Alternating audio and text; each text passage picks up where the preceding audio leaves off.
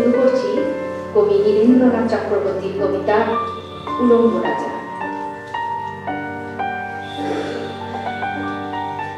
সবাই দেখছে যে রাজা উলঙ্গ, তবু সবাই চেঁচিয়ে বলছে সাবাস সাবাস। কারো সংস্কার, কারো ভয়, কেউ বা নিজের বুদ্ধি অন্য মানুষের কাছে বন্ধক দিয়েছে, কেউ বা পরান্নভোজী, কেউ কৃপা প্রার্থী, উমেদার, প্রপঞ্চক।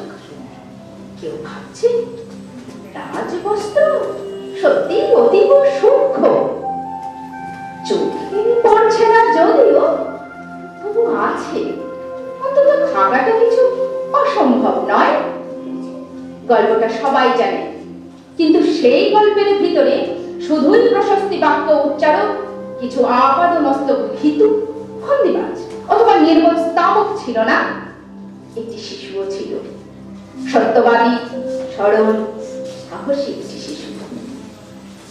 নেমেছে গল্পের রাজা বাস্তবের প্রকাশ্য রাস্তায়, আবার হাততালি উঠেছে মুহুর্মুহু, জমে উঠেছে স্তাবক বৃন্দের ভিড়। কিন্তু সেই শিশুটিকে আমি ভিড়ের ভিতরে আজ কোথাও দেখছি না। শিশুটি কোথায় গেল?